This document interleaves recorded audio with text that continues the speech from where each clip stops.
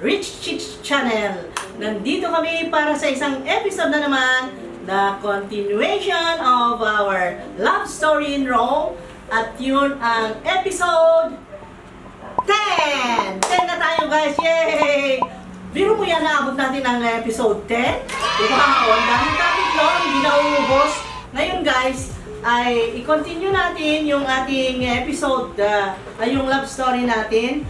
At yun ang about the, diba, nandun na tayo sa pag-birthday ni Marco, nagbinyag, birthday. Anyway, you can see it at the episode 9. Oo, nandyan. Nandyan sa description box, guys. Lahat. 1 to episode 1 to 9 ay nasa description box. Kung sino man dyan ang hindi pa nakapanood at kung ano ang buong istorya ng aming pagmamahalan, kung paano sumibol ang mga ayan guys. Tapos ngayon, alam nyo kagabi, doon sa episode 9, nagtaka ako, bakit ko nalimutan yung ikwento sa inyo yung about yung biyahe namin doon sa Amerika ng aking anak, kaming dalawa. Kami ni Marco, nung nagbakasyon kami kasi ng 2 months doon. At hindi ko nasabi yung kung paano yung flight namin kasi exciting eh. Dapat ma-highlight ko rin yun. So ngayon ikukwento ko yun. Ngayon ay doon sa pagbiyahe namin, syempre, nung nabigyan ako ng visa, ang sumunod kong ginawa is that I went to travel agency and then bought tickets for us, yung kay Marco at sa akin, half price kay Marco at syempre full price sa akin. Ngayon, ayun, nakabili na kami ng ticket, excited much. So, ready na kami, nag-prepare na ng mga luggages at ayun, medyo makuti-kuti ang pag-prepare dahil may baby akong 1.5-year-old. No, not really 1.5. So, January 27 eh, panganak si Marco and April kami umalis doon, kaligitnaan ng April. So, nasa 1 year and 4 months pa lang siya noon. So, ganito ang nangyari. I-prepare ko lahat ng mga kailangan niya. Siyempre, number 1, yung mga diapers, yung mga, alam mo na, yung mga sapin, pag kumakain, yung pangginaw niya. Not really pangginaw, kasi April na yon, mainit na. At least, mainit na noon, hindi na kailangan yung mga pangginaw, yung mga woolen na maraming bulky na ilagay sa luggages. Hindi na noon, kasi magsa-summer na. Ayun. So, ngayon, nung umalis na kami ng,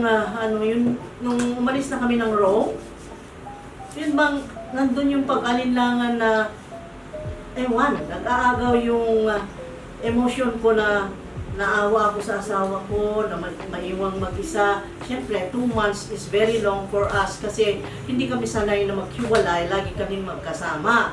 Since pa nagkakilala kami. That's why, noong paalis kami, kasama ko yung anak ko, ay ang tindi ng iyakan blues. Alam mo yung tulo-tulo luha with sipon, alam mo yung ganon.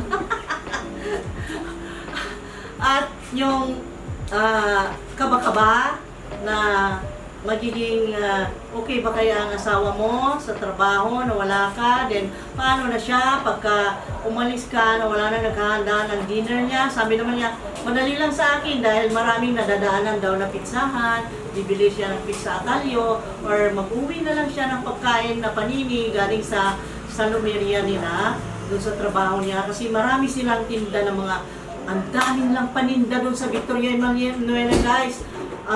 Yung mga sandwiches, meron silang rosette, nalagyan mo ng mozzarella fresca, na merong prosciutto. Ang sarap ng mga kinakain nila, kaya wala, no worries. No worries about the food. So, ngayon, nung nag-flight na kami, ayan na siya. Hi everyone! Ngayon, tumuloy na kami ni Marco, nag-flight na kami, hinatid niya kami sa Fiumicino, airport ng Roma, sa Fiumicino ang tawag. Ngayon, nag-flight na kami. Doon sa pag-flight namin, very exciting kasi kinakabahan ako. Syempre, my first time to have a flight from Rome to LA. Ngayon, noong flight namin na yon, napaham nga ako doon sa bata kay Marco kasi hindi siya yung katulad nung marami kaming kasakay, mga 3 yata silang mga bata doon na na mga passengers ng US Airways kasi ang sinakyan namin. Nako, yung mga ibang mga babies, alam nyo guys, iyak the whole time. Pero yung anak ko, nako, yung sinakyan kasi namin, malaking airplane na malaki ang screen ng TV, kaya nalibang siya doon sa channel na yung cartoons. Doon nanonood lang siya. Tapos yung mga flight attendant na impress kasi wala silang nakikitang problema sa kanya, hindi siya nahihilo, hindi siya yung namayapin or yung hindi komportable sa flight. Enjoy niya yung flight, talaga. Siguro dahil pinangalan ko sa kanya is Marco Polo. Alam niyo si Marco Polo, alam niyo si Marco Polo, yun ay biyahero, di ba? Oh, di ba? Kaya siguro nagmana siya doon. Naksa. Yun eh. Ngayon, yung flight namin yon, marami siyang natanggap na mga toys, kung ano-ano binibigay ng mga flight attendant na yung dahil sa tuwa nila na hindi siya nang disturb sa biyahe, ay marami silang naka-package na yung mga bag na maliliit na mayroong toys doon, may booklet ng coloring, yung mga coloring books, crayons, ganon. Meron silang binibigay. Tapos ang daming juice nilang binibigay. Litro, di ba? Binibigay usually yung maliliit. Sa kanya, litro. My God. Pinapaboran siya ng gusto. Ngayon, ganon, magandang flight namin. Tapos, eto na guys. Nako ha. Dumating kami ng LA, gabi, madilim.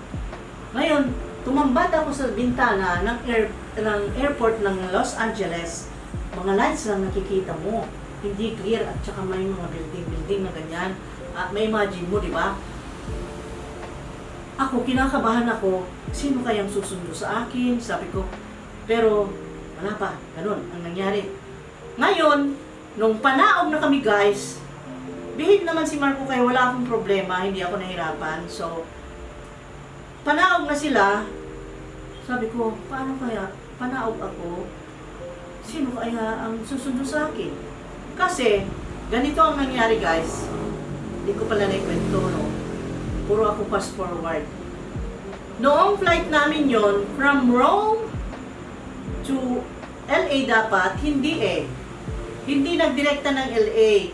Nag-stop over ng Philadelphia. Nag-stop over ng 1.5 hour. Ngayon, dun sa 1.5 hour, dun kami sa airport ng Philadelphia. Tapos alam mo, ang Philadelphia, napakalaki pala na airport. Wow. Grabe ang pangyayari guys, ganito kasi yon. From Rome, dumaan muna ng stopover at Philadelphia Airport. Ngayon, sa Philadelphia Airport, ngayon, na doon kami naghintay. Naghintay na naman dahil connecting flight eh. Doon kami naghintay ng flight namin. Ako naman, kampante ako, 1.5 hour. Sabi ko, matagal pa. So ngayon, naglaro-laro lang kami ng anak ko doon, kung kung saan-saan kami pumupuntang mga duty free. Tapos may mga Pilipino rin ako nakikita, nakikipag-friend kami. Tapos, alam nyo, doon sa paglabas namin, ang daming natuwa kay Marco ng mga flight attendant, yung mga attendants, yung mga mga crew nila doon ng US Airways. Tuwang-tuwa sila kay Marco. Siguro dahil Filipino, hindi puti, brown ang balat, and then black ang hair, then si Marco ay charming, smiling, and then maamo ang mukha. Tuwang-tuwa sila, nilalaro ng nilalaro. Ngayon, hinahayaan ko lang na maglaro sila, kinakarga ng mga flight attendant, pasa-pasa sila. Oh my God guys, di namin namalayan ng oras. Lumipas na pala ng 1.5 hour. Ngayon, yung flight namin, hindi ko nabantayan, hindi ko na binantayan yung doon sa monitor kung ang flight namin ay umalis na. Aba naiwan kami sa flight guys, yung flight namin na papuntang LA nakaalis na. Naku, nung tinignan ko ang oras, 1.5 hour, tapos tinignan ko na ang monitor. Kwentuhan kasi ng kwentuhan. Wala na, nakaalis na daw. Tapos tinanong ko sa naka-uniform na hawak-hawak si Marco dahil nilalaro. Gigil na gigil ako, Italian din na Italian-American yata. Italian-American na nandun na crew nila, naka-uniform ng US Airways. Ay, karga-karga si Marco. Oh, mamino yan. Nako! Nilalaro si Marco hanggang na, ayun, di ko na nabantayan ang oras, guys. Anong nangyari? Naiwan kami sa flight. So, nag-alala na ako dahil na-set na kung sinong susundo sa amin at kung anong flight number yung darating. Ngayon, na-change na. Kasi ganito na ang nangyari. Nung inireklamo ko dun sa may karga kay Marco, sabi ko, kasi nakakapagsalita rin ng Italian, sabi ko, mi dispiace tanto, pero nostro aereo è già partito. Sabi kong ganun. Come facciamo? È un gran problema. Sabi ko yung on grosso guai. Kasi ako, yung malaking problema. Kasi Translate mo. paano na kami makaalis? Nakaalis na yung flight namin. So, meaning nito, babalik na kami ng Rome? Sabi ko pa. Sabi niya, no, non ti preoccupare. Sabi niya, don't worry. Ti aiutiamo di cosa? Sabi niya, ti assisteremo di prendere il prossimo aereo. Kanya. So, ganon ang ginawa. Ngayon, nagtanong ako sa kanya, sabi ko, per favore, voglio chiamare mia famiglia. Sabi ko, I want to call my family kasi gusto kong sabihin sa kanila na change ang flight number. Baka mamaya magabang sila sa amin. Wala kami doon sa airport pagdating na ng flight na yon na nasabi namin ang flight number na yon. Tapos sabi niya, okay, no worries, come. Sabi niya, tapos pumunta kami doon sa, merong isang parang receiving nila doon na counter. Pumunta kami doon, may telephone doon. Nilaro na naman si Marco. Nilaro na naman si Marco, ako lang pumunta. Si Marco, ayaw nilang iwalayan si Marco kung pwede lang, sa kanila na Ngayon, tumawag ako. Yun, nakausap ko ang kapatid ko. Ang sabi niya na ako, I'm not available at that time. Kanya, dahil na-change naman ang time mo, iba na susundo sa'yo. Yung brother-in-law ko na hindi ko pa, never kong na-meet. Picture lang ang nakita ko. Ngayon, so siya lang daw ang bakante that time, so siya raw ang susundo. Ganun ang nangyari. Di, syempre, nakuha na namin yung flight namin. Ngayon, doon sa flight namin, ganun ba nangyari? Parang hindi ako. Ako sa iyo, ikaw nagkukwento Ganon guys, ganon. Tapos ngayon, ang hirap kasi nitong hindi scripted Yung kung ano yung naalala ko, yun talaga. Hindi nga talaga, nag-change kami ng flight, tapos ngayon sumakay kami. Ngayon, hindi ko sure talaga kung masusundo kami. Alam mo yung kabado ako dahil hindi ako sanay sa LA, never ako pumunta ng Amerika. Philadelphia yung di ba? First time kong ma-entra ang Amerika. First time kong makapasok ng Amerika. That's why, ang sa mind ko, malawak ang Amerika. Paano na kaming mag-ina kung walang sumundo? Ano nang gagawin namin? Ngayon, ganun ang nasa isip ko. Ako hindi na-nervyos. Ngayon, nung pababa na lahat ng mga pasahero, nagmakaawa ako. Sabi ko kasi hindi ko sure, baka kung hindi ko makita yung bayaw ko, hindi ko kilala walang makasundo sa akin. Biro mo yan, 6 ang brothers and sisters ko doon. 6 ba yan? Meron naawa sa'yo na mag-asawa na matanda. Marami sila doon, ng mga brothers ko, and then sisters, balilit 5, and then dalawang mag-asawa, bitaw ngayon, naawa sa'yo. Sabi ko,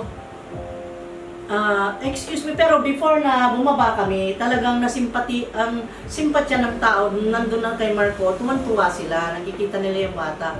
Dahil hindi siya yung nagbigay ng problema ng biyahe, natutuwa sila, ganon, behave. Ngayon, nung pababa kami, sabi ko, Sabi ko sa loob ko, paano pag di ako sinundo? Mabuti pa, humingi ako ng help dito sa mga passengers. Baka may makatulong sa amin. Ibigay ko na lang ang number and then they will help us na makarating sa bahay ng sister ko. Sabi ko dahil hindi ko kilala yung bayaw ko.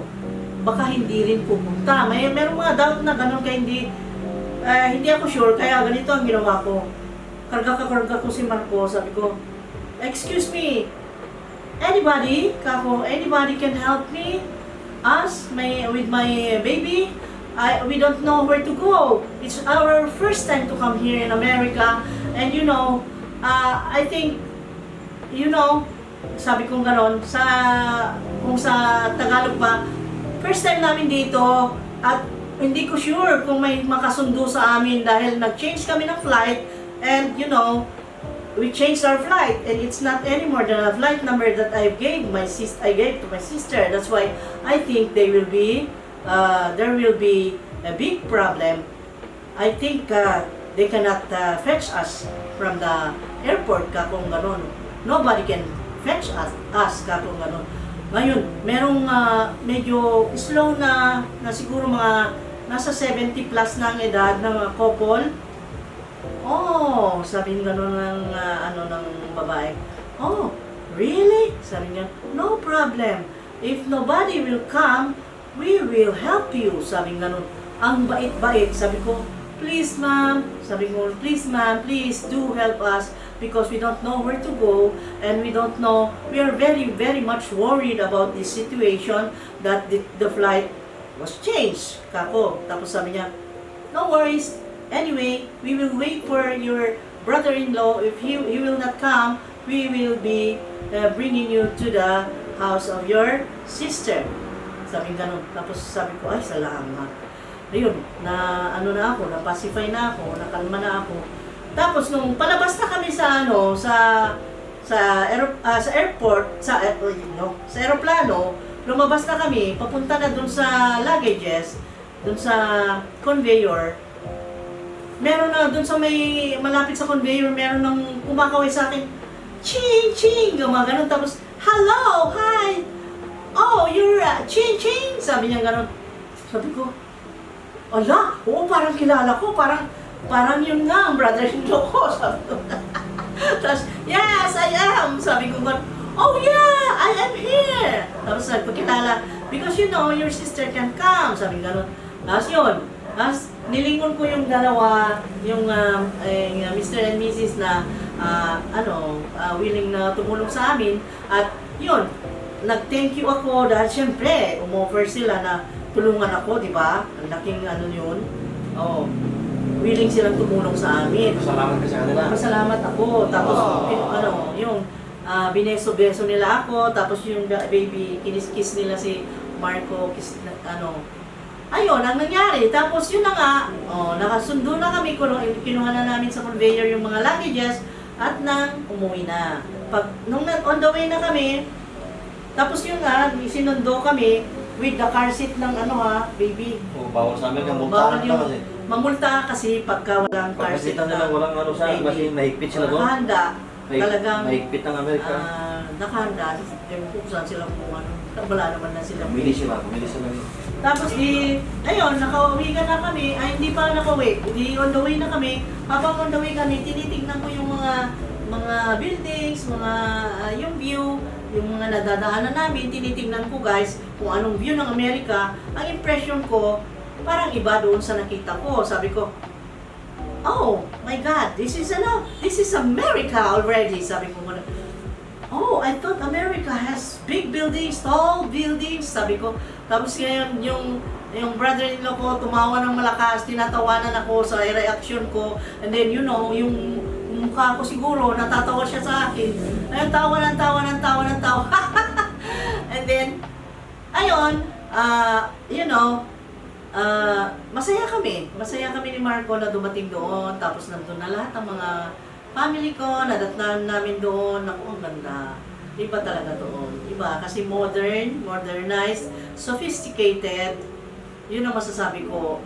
Baliktad naman sa pinanggalingan kong Rome dahil ang Rome ay antik-antik, mga antik na building, mga ganon, cobblestones ang ang dinadaanan natin, na nilalakaran doon ay talagang pavement na makikinis, yung mga kalsada nila ay very wide, na malalaki, ganon, iba. Kaya, nung kinabukasan naman, yun, pinasyal na nila kami, ang dami na naming pinuntahan na kung saan-saan, kumain kami sa restaurants na mga sikat, ayun, ang ganda ng mga experiences, guys. So, ito ang episode 10 at baka mag-overheat na naman. Subaybayan! Episode 11 next, okay? So, mahaba na kasi, ang dami na nating nasabi at ang dami ko nang dada. Bye-bye. Thank you so much for supporting the channel and thank you for enjoying. Thank you for joining the Rich Chich family, Rich Chich channel mga ka-chich. Okay, bye-bye. Thank you so much. Stay safe. Happy Sunday. Bye-bye. God bless.